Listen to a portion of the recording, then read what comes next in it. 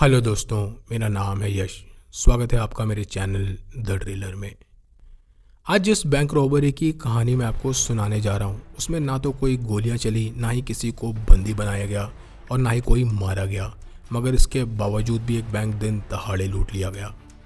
सबसे ज़्यादा चौंकाने वाली बात यह है कि ये बैंक महज 4 डिजिट के कोड से लूटा गया और 3 दिन तक बैंक को इस बात की भनक तक नहीं लगी कि वो लूटे जा चुके हैं।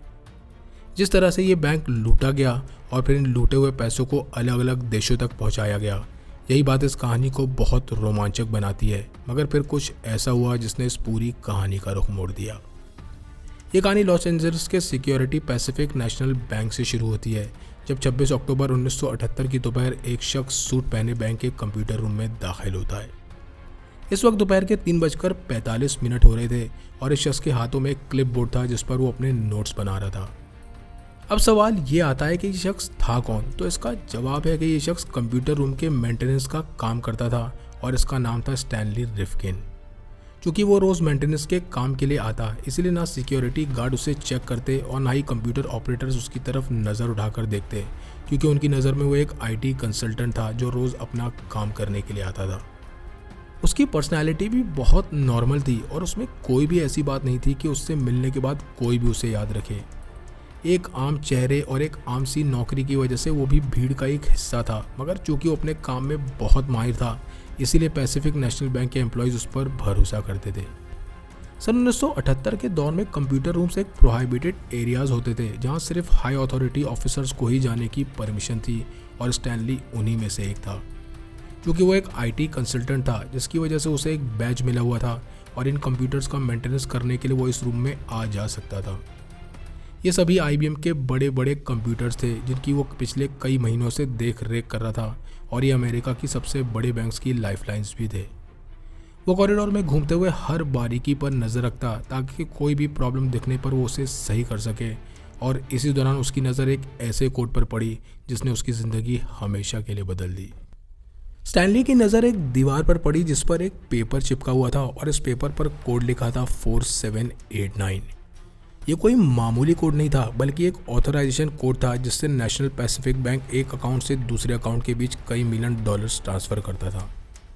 ये कोड हर 24 घंटे में बदला जाता, जिसके बारे में सिर्फ बैंक के सीनियर एम्प्लॉयज़ ही जानते थे।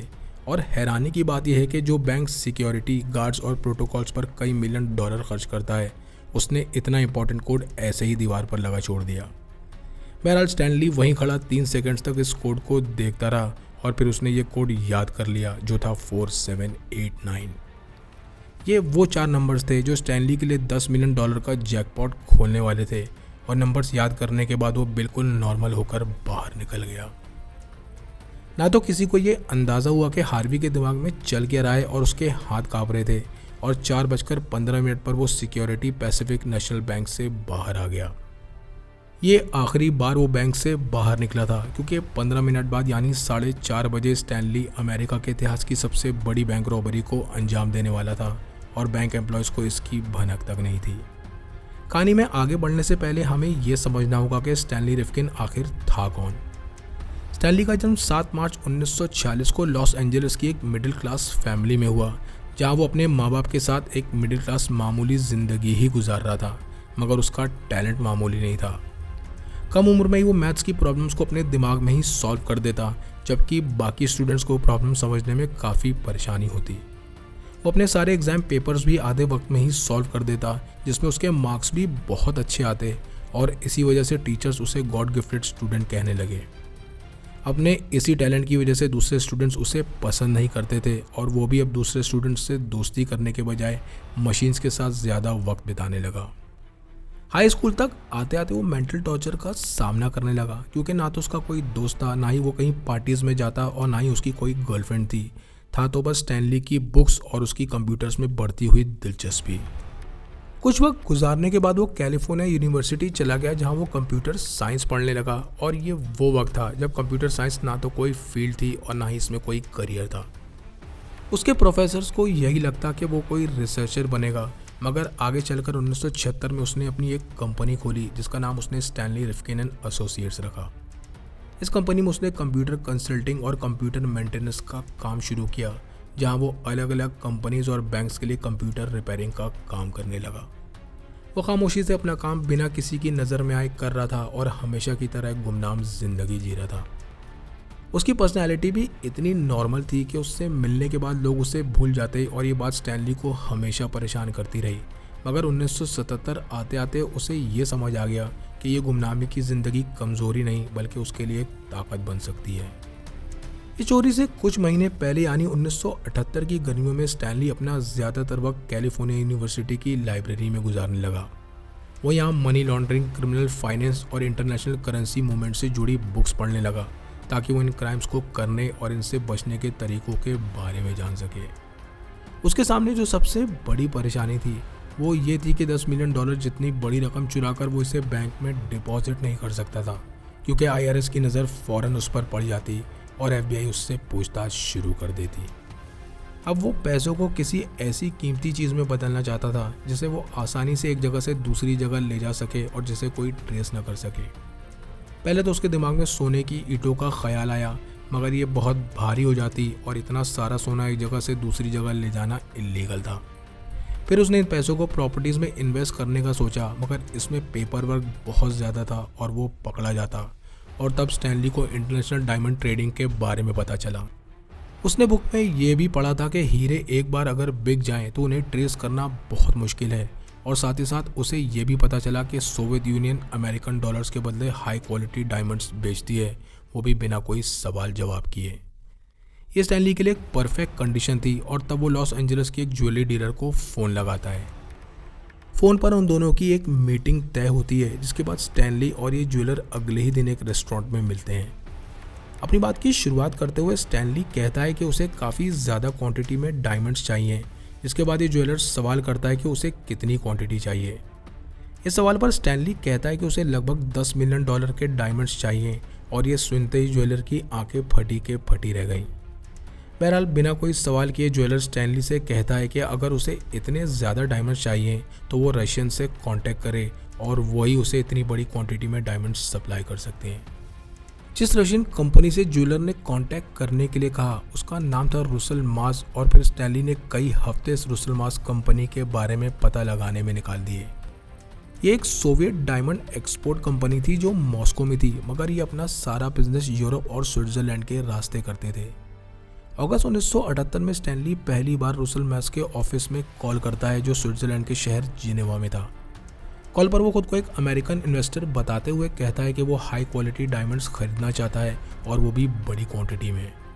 कॉल की दूसरी तरफ एक औरत थी जो सवाल करते हुए पूछती है कि वो कितने अमाउंट के डायमंड्स खरीदना चाहता है, जिसके जवाब में स्टैनली कहता है कि $8 से $10 मिलियन। बिना हिचकिचाए वो औरत कहती है कि हम इतने डायमंड्स का इंतज़ाम कर सकते हैं, और फिर स्टैनली और कंपनी के एग्जीक्यूटिव के बीच एक मीटिंग फिक्स हो जाती है। ये मीटिंग स्टैनली ने पहले इसलिए कर ली थी ताकि पैसे चुराने के बाद जब वो उन्हें डायमंड्स में बदलना चाहे तो वो ये आसानी से कर सके। इसी दौरान स्टैनली ने न्यूयॉर्क में कुछ फर्जी बैंक अकाउंट्स खोले, और वो भी फर्जी नामों के साथ, और साथ ही साथ इन अकाउंट्स में कुछ ट्रांजैक्शन भी किए ताकि सब कुछ असली लगे। वो काफ़ी वक्त से वायर ट्रांसफर्स को भी स्टडी कर रहा था, जिसमें एक चौंकाने वाला खुलासा उसके सामने हुआ। स्टैनली को पता चला कि उस दौर में अगर आपके पास सही कोड और बात करने का कॉन्फिडेंस हो तो आप एक कॉल पर बैठे बैठे कई $मिलियन एक जगह से दूसरी जगह ट्रांसफ़र करा सकते हैं। अक्टूबर 1978 आते आते उसकी तैयारी पूरी हो चुकी थी, और अब उसे ज़रूरत थी तो बस उस कोड की जिसके ज़रिए उसे पैसे ट्रांसफ़र करने थे, या यूँ कहें चुराने थे। 26 अक्टूबर 1978 की दोपहर 4:30 बजे स्टैनली बैंक से वापस अपने ऑफिस पहुंच चुका था, और 4 डिजिट का वो कोड उसके दिमाग में घूम रहा था। कांपते हुए हाथों से वो फ़ोन का रिसीवर उठाता है और फिर पैसिफिक नेशनल बैंक के वायर ट्रांसफ़र डिपार्टमेंट में कॉल लगा देता है। जैसे जैसे फ़ोन की घंटी बज रही थी, स्टैनली के दिल की धड़कनें और तेज़ होती जा रही थी, और तभी दूसरी तरफ से आवाज़ आती है, वायर ट्रांसफ़र डिपार्टमेंट में आपका स्वागत है, मैं आपकी क्या मदद कर सकती हूँ। अपना फर्जी नाम बताते हुए स्टैनली कहता है कि वो माइक हैंसन बोल रहा है और उसे एक वायर ट्रांसफ़र करना है। ये सुनते ही वो औरत स्टैनली से ऑथराइजेशन कोड पूछती है, और यही वो मौका था जिसका स्टैनली को इंतज़ार था। स्टैनली जानता था कि अगर उसने गलती से भी कोड गलत बता दिया तो सब कुछ ख़त्म हो जाएगा, मगर ये कोड दिन रात उसके दिमाग में घूम रहा था। बहरहाल वो 4 डिजिट का कोड बताता है, जो था 4789, और कुछ सेकंड्स में ही ये कोड वेरीफाई हो गया। कोड वेरीफाई होते ही वो औरत स्टैनली से पूछती है कि वो कितना अमाउंट ट्रांसफ़र करना चाहता है। इसके जवाब में स्टैनली कहता है कि वो न्यूयॉर्क की अर्विंग ट्रस्ट कंपनी में $10 मिलियन ट्रांसफ़र करना चाहता है। इसी बैंक में स्टैनली ने जेम्स हैंसन के नाम से फर्जी अकाउंट खोला था और फिर वो अपना अकाउंट नंबर उस औरत को बता देता है। चूँकि कोड बिल्कुल सही था, इसीलिए वो औरत बिना कोई सवाल किए स्टैनली का अकाउंट नंबर टाइप करती है और बैठे बैठे $10 मिलियन एक बैंक से एक अकाउंट में ट्रांसफ़र हो गए। फ़ोन रखने से पहले वो औरत स्टैनली से कहती है कि महज आधे घंटे में ये अमाउंट उसके अकाउंट में शो होने लगेगा और स्टैनली थैंक यू कहकर फ़ोन रख देता है। महज एक फ़ोन कॉल और 3 मिनट 47 सेकंड के अंदर $10 मिलियन एक बैंक से लूट लिए गए और किसी को कुछ पता नहीं चला। फ़ोन रखने के बाद स्टैनली के हाथ कांप रहे थे और वो चुपचाप अपनी कुर्सी पर बैठा रहा क्योंकि उसे यकीन नहीं हो रहा था कि वो बैंक लूट चुका है। उसका दिमाग ये मानने को तैयार ही नहीं था कि वो एक फेडरल क्राइम कर चुका है, एक ऐसा फ्रॉड जिसमें पकड़े जाने पर उसे अपनी ज़िंदगी जेल में गुजारनी पड़ेगी। दूसरी तरफ उसे इस बात की खुशी भी थी कि उसकी थियोरी सही साबित हुई कि एक हाई सिक्योरिटी बैंक जो रोज़ कई $बिलियन एक जगह से दूसरी जगह भेजता है, उसे भी महज एक कोड से चकमा दिया जा सकता है। कुछ देर चुप रहने के बाद स्टैनली अपना अगला कदम उठाते हुए फिर से फ़ोन उठाता है और न्यूयॉर्क में अर्विंग ट्रस्ट को फ़ोन लगा देता है।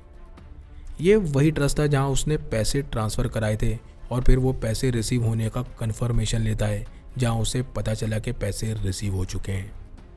स्टैनली फ़ोन पर कहता है कि कल उसे ये पैसे चाहिए होंगे और चूँकि अब तक सब कुछ उसके प्लान के हिसाब से हो रहा था, इसीलिए वो ये सोचने लगा कि अब अगला कदम क्या लेना है।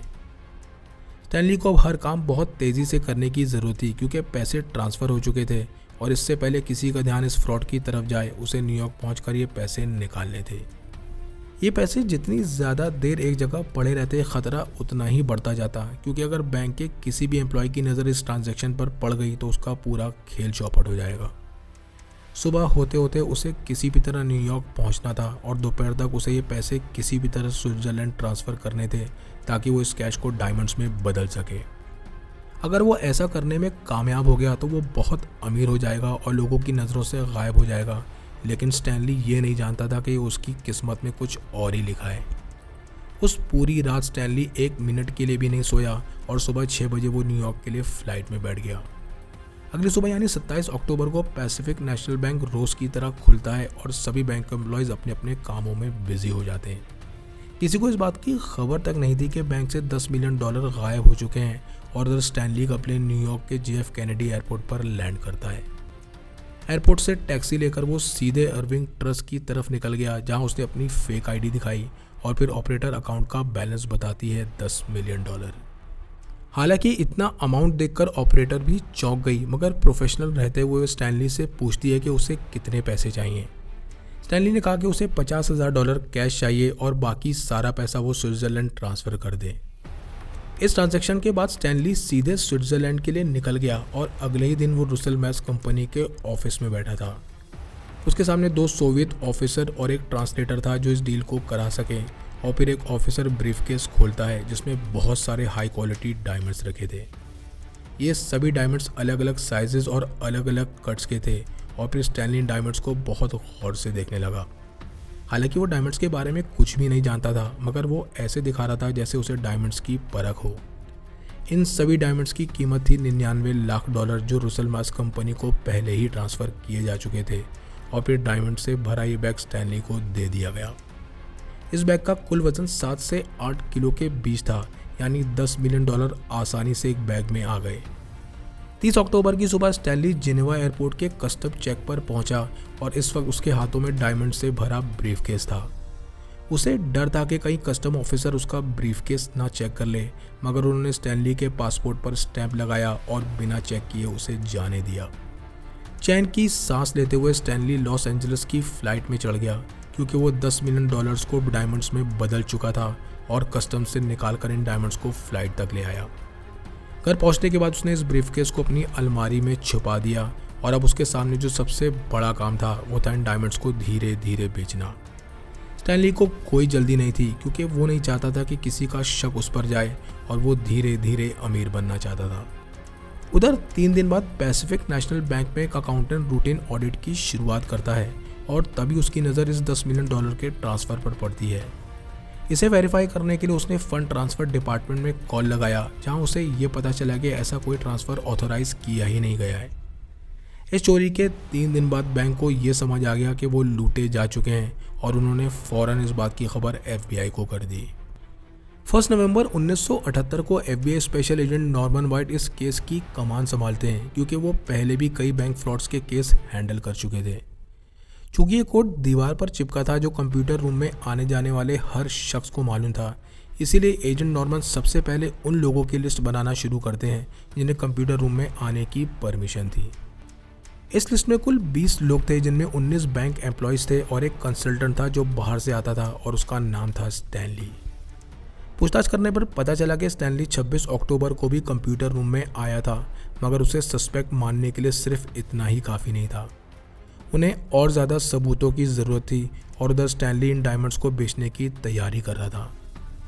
उसने $50,000 की कीमत के डायमंड्स लॉस एंजलिस में बेचे, जिसमें उसे कोई परेशानी नहीं हुई, और तब उसने फैसला किया कि वो इन डायमंड्स को अब न्यूयॉर्क में भी बेचेगा। क्योंकि न्यूयॉर्क में डायमंड की बहुत बड़ी मार्केट है और स्टैनली का वहाँ एक कॉन्टैक्ट भी था जिसका नाम था पॉल। उनमें कोई गहरी दोस्ती नहीं थी, बस वो एक दूसरे को जानते थे, और चूँकि पॉल ज्वेलरी खरीदता बेचता था, इसलिए स्टैनली उसे पब्लिक फ़ोन से कॉल लगाता है। इस कॉल पर स्टैनली पॉल से कहता है कि उसके पास एक बिजनेस अपॉर्चुनिटी है और क्या वो मिल सकते हैं। बहरहाल उनके बीच एक मीटिंग फिक्स हुई और 3 नवंबर को न्यूयॉर्क के कॉफ़ी शॉप में वो दोनों मिलते हैं। यहाँ स्टैनली पॉल को डायमंड्स दिखाता है जिनकी कीमत $8 लाख थी, और वो पॉल से कहता है कि वो उसे डायमंड्स $6 लाख में दे देगा। ये देख पॉल फॉरेन डायमंड्स को चेक करने लगा, मगर ये सभी डायमंड्स बिल्कुल असली और हाई क्वालिटी के थे, और ये देख पॉल को कुछ शक होने लगा। उसके दिमाग में एक ही बात घूमने लगी कि जब ये डायमंड्स बिल्कुल असली हैं तो स्टैनली उसे ये इतने कम पैसों में क्यों दे रहा है, और तब वो स्टैनली से कहता है कि वो उसे सोच कर बताएगा। उसी शाम पॉल टीवी ऑन करता है, जिस पर ये न्यूज़ दिखाई जा रही थी कि FBI एक बहुत बड़े बैंक फ्रॉड को इन्वेस्टिगेट कर रही है जो पैसिफिक नेशनल बैंक में हुआ है। ये देख पॉल के दिमाग की घंटी बजी, क्योंकि वो जानता था कि स्टैनली पैसिफिक नेशनल बैंक में कंप्यूटर रिपेयर करने जाता है, और अचानक उसके पास कई $1 मिलियन के हीरे आ गए हैं। स्टैनली जब पॉल से मिलने आया था तब वो काफ़ी नर्वस भी था, और ये सारी बातें एक एक पॉइंट को जोड़ने लगी। अचानक न्यूज़ रिपोर्टर की आवाज़ पॉल के कानों में पड़ी, जिसमें वो ये बता रहा था कि फ्रॉड करने वाले को बैंक के सिक्योरिटी सिस्टम की मालूमात थी, और जिसके पास भी इस केस से जुड़ी इन्फॉर्मेशन हो वो उन्हें कॉन्टैक्ट करे। पॉल के दिमाग में बार बार एक बात घूम रही थी कि क्या ये स्टैनली हो सकता है, मगर सारी बातें उसी की तरफ इशारा कर रही थी। आखिरकार पॉल फ़ोन का रिसीवर उठाता है और FBI की टिप लाइन पर कॉल लगा देता है। कॉल पर वो बताता है कि शायद वो जानता है कि सिक्योरिटी पैसिफिक बैंक को किसने लूटा है। फ़ोन की दूसरी तरफ जो एजेंट था वो इस बात को ज़्यादा सीरियस नहीं लेता, क्योंकि उनके पास इस केस से जुड़ी बहुत सारी टिप आ रही थी, मगर इनमें से कोई भी काम की नहीं थी। एजेंट पॉल से पूछता है कि इस बात का तुम्हारे पास क्या सबूत है, और तब पॉल बताता है कि 2 दिन पहले उसे किसी ने बहुत सारे डायमंड्स बेचने की कोशिश की, और ये सभी डायमंड्स हाई क्वालिटी के थे जिन्हें वो मार्केट से कम दाम पर बेच रहा था। पॉल ने यह भी बताया कि ये शख्स लॉस एंजलिस के नेशनल पैसिफिक बैंक में कंप्यूटर रिपेयर का काम करता है, और ये सुनते ही एजेंट के कान खड़े हो गए। हड़बड़ाते हुए एजेंट इस शख्स का नाम पूछता है, और पॉल बताता है कि इस शख्स का नाम स्टैनली रिफकिंस है। ये सुनते ही एजेंट ने पॉल से कहा कि वो जहाँ भी है वहीं रहे, और वो कुछ एजेंट्स को उससे पूछताछ के लिए भेज रहा है। महज कुछ ही घंटों में पॉल FBI के ऑफिस के अंदर बैठा था और उन्हें वो सब कुछ बता रहा था जो उसे मालूम था। वो FBI एजेंट्स को डायमंड्स के बारे में बताता है और साथ ही साथ स्टैनली की कॉन्टैक्ट इन्फॉर्मेशन भी देता है। क्योंकि स्टैनली पहले से ही FBI की सस्पेक्ट लिस्ट में था, और इस खुलासे के बाद उन्हें यकीन हो गया कि इस फ्रॉड में स्टैनली का ही हाथ है। 5 नवंबर की सुबह 7 बजे स्टैनली कैलिफोर्निया में अपने घर में सो रहा था, और डायमंड से भरा ब्रीफकेस उसी की अलमारी में छुपा रखा था। इस वक्त उसके वॉलेट में $12,000 कैश भी रखा था, और तभी उसके दरवाजे पर एक दस्तक होती है। कुछ देर नॉक करने के बाद भी जब दरवाज़ा नहीं खुला, तब FBI एजेंट्स दरवाज़ा तोड़कर अंदर घुस गए, और अंदर पहुंचने के बाद वो देखते हैं कि स्टैनली बेसमेंट में बेड पर लेटा हुआ है, और वो फ़ौरन स्टैनली को गिरफ्तार कर लेते हैं। बिना किसी शोर शराबे के स्टैनली ने सरेंडर कर दिया, और जब FBI एजेंट्स ने उससे डायमंड के बारे में पूछा तब उसने डायमंड का ब्रीफकेस भी निकाल कर दे दिया। एजेंट नॉर्मन ने जैसे ही ब्रीफकेस खोला, उनके सामने चमकते हुए हीरे थे जिनकी कीमत कई मिलियन डॉलर में थी। FBI हेडक्वार्टर्स ले जाकर स्टैनली से पूछताछ शुरू हुई, जिसमें पहला सवाल करते हुए उससे पूछा गया कि ये कोड उसे कैसे मिला। स्टैनली ने बताया कि ये कोड दीवार पर चिपका हुआ था और तब FBI एजेंट उससे पूछता है कि तुम्हें क्या लगा कि तुम इससे बच जाओगे। इसके जवाब में स्टैनली कहता है कि वो लगभग बच निकला था और मार्च 1979 में उसे कोर्ट में जज के सामने पेश कर दिया गया। जज स्टैनली से सवाल करता है कि उसने ऐसा क्यों किया, जिसके जवाब में स्टैनली कहता है कि वो देखना चाहता था कि वो ये कर सकता है या नहीं। बहरहाल स्टैनली को 8 साल की सज़ा सुनाई गई, मगर वहाँ मौजूद हर शख्स के मन में एक ही सवाल था कि स्टैनली कोई क्रिमिनल है या जीनियस। ज़्यादातर लोगों का यही मानना था कि वो एक जीनियस है, क्योंकि उसने बिना गोली चलाए और बिना किसी को चोट पहुंचाए बैंक से कई मिलियन डॉलर चुरा लिए और वो लगभग बच भी निकला था। मगर उससे भी वही गलती हुई जो ज़्यादातर क्रिमिनल्स करते हैं कि वो किसी पर भरोसा कर लेते हैं। स्टैनली ने भी पॉल पर भरोसा किया, जिसकी उसे बहुत बड़ी कीमत चुकानी पड़ी। आपको ये कहानी कैसी लगी कमेंट सेक्शन में लिखकर ज़रूर बताएं। चैनल को लाइक और सब्सक्राइब करें। मिलते हैं नेक्स्ट वीडियो में।